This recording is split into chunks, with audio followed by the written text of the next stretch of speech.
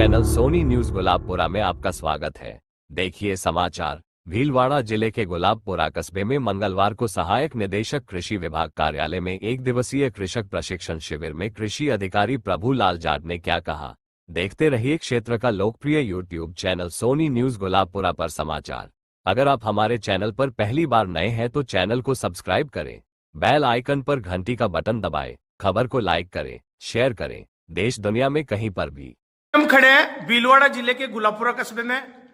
और आप यहां देख रहे हैं राजस्थान सरकार कृषि विभाग द्वारा यहां पर परंपरागत खेती का जो विकास योजना है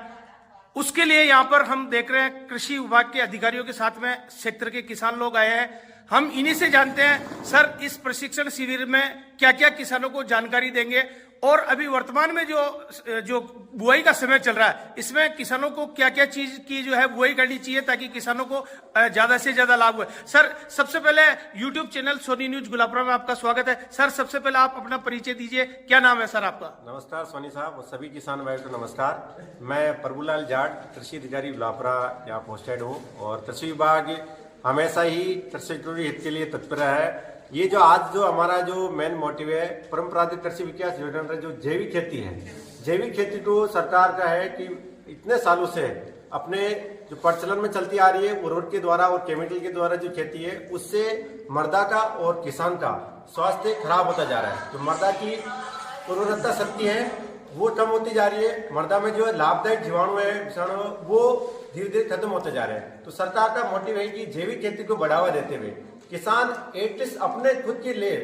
पहले तो वहीं से मोटिव करें कि किसान अपने खुद के खाने के लिए सभी प्रकार का जो अनाज है, सभी प्रकार की दाल है, सभी प्रकार की सब्जियां हैं, किसान अपने खाने के लिए जैविक खेती के रूप में उसको बढ़ावा दे, फिर धीरे धीरे वो राष्ट्र स्तर पे और जिला स्तर पे इसको बढ़ावा दे।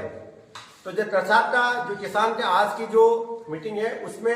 जैविक खेती को किस प्रकार से अपनाए किसान और क्या क्या क्रियाएं जैविक खेती में करें कि जैसे कीट नियंत्रण करना है तो आप जैविक खेती में जो कीट नियंत्रण के लिए जो अपना नीम की पत्ती आती है, नीम ऑयल आता है, उसका आप उपयोग करेंगे तो जैविक नियंत्रण होगा। साथ ही आप मृदा की उर्वरता कैसे बढ़ाएं उसके लिए जीवामृत है, बीजामृत है, धन अमृत है। ये जो आप जो अपने किसान के खेत पे जिसमें गोबर हो गया, गाय का मूत्र हो गया और गाय का दूध हो गया, गाय का दही हो गया और जो नीम जो अपने होती है और जो पीपल होता है उसके नीचे की जो मिट्टी लेके और किसान एक ड्रम में डाल के जिसमें थोड़ा गुड़ डाल दे, उससे यदि उसको 10-15 दिन घोल के रखे और उसको किसान बाद में अपने खेत पे छिड़के और बीज का उपचार करे तो उससे जितना भी जो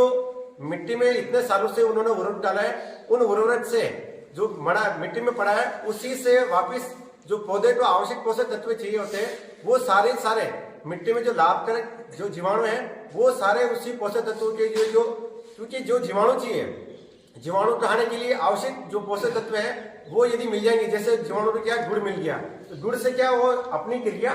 तेज कर देंगे जीवाणु और जो मिट्टी में जो आवश्यक पोषक तत्व पड़े हैं वो सारे पौधे को उपलब्ध हो जाएंगे। साथ ही आप कीट का कैसे नियंत्रण करें, कई प्रकार से जैविक जैसे अभी अपने रबी सीजन चल रहा है तो रबी सीजन में जैसे सरसों में कीट जो आता है वो एफिड की ज्यादा प्रॉब्लम रहती है। तो एफिड की प्रॉब्लम के लिए आप किसी भी एफिड येलो चीज होते है ना पीला, उस पर ज्यादा इंजेक्टर कर कई बार देते हैं अपन बाहर जा रहे हैं तो कोई येलो स्वेटर पहन लिया तो उस पर सारा एफिड आ जाता है। तो उसके लिए किसान अपने खेत पे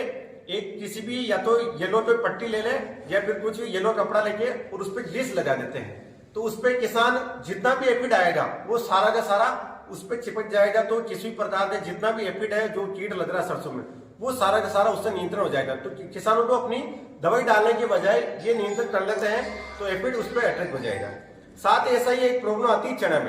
चना में जो लट लगती है जिसको अपन सुंडी कहते हैं। सुंडी का जो प्रकोप होता है वो 25 से 30 दिन बाद जो किसान ने फसल बो दी उसके 25 से 30 दिन बाद उस सुंडी का प्रकोप शुरू हो जाता है। जबकि अपने जो किसान भाई वो जाके देते हैं तो वो लगभग जब उसमें अपने गेटी बढ़ती है तब जाके जो देखते हैं कि हाँ इसमें ये गेटी खराब हो गई है उसमें सुंडी का प्रकोप। जबकि किसान भाई से मेरा निवेदन है कि जैविक खेती में नियंत्रण आप एक खेत में एक बीघे में लगभग 15 से 20 लकड़ी लीजिए और इस पे एक आधी लकड़ी इस प्रकार से लगा के उसको खड़ी कर दीजिए तो जितने भी अपनी चिड़िया होती है उनकी नजर बिना लेंस के अपने तो चश्मा लगा के उसको सुंडी को देखना पड़ता है, जबकि चिड़ियों की इतनी तेज आंखें होती है कि जो भी लट दिखेगी उस ठपच्ची पे बैठेगी, वो उस लट को उठाएगी, वापस ठपच्ची पे बैठ के उस लट को एक अपने भोजन के रूप में ग्रहण कर लेगी। तो वो जो बाहर से जो कीट आएंगे, जितनी भी लट है, तो वो शुरुआती स्टेज पे ही उसमें लग जाएंगे, और जैसे ही आपकी पोट बने या उसमें फली बने, उस ठपच्ची को वापस हटा दी, क्योंकि बाद में हटाएंगे नहीं कि भरोसे रह जाएंगी ठपच्ची। तो जितनी भी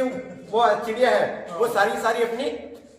तो सर हम ये कह सकते हैं कि ये परंपरागत कृषि विकास योजना है, इसके माध्यम से आप किसान को हम ये कह सकते हैं कि अपनी, जैसे कहते हैं ना सर कि अपना स्वयं का डॉक्टर इंसान स्वयं ही है, उसके रोगों को उपचार स्वयं ही कर सकता है। वैसे आप इस प्रशिक्षण के माध्यम से किसानों को ये बताना चाह रहे हैं कि किसान अपनी खेती के साथ में अपनी खेती का डॉक्टर भी बने, यानी हम कह सकते हैं किसानों के लिए राज्य सरकार उनको स्वयं डॉक्टर बनाना चाह रही है। कृषि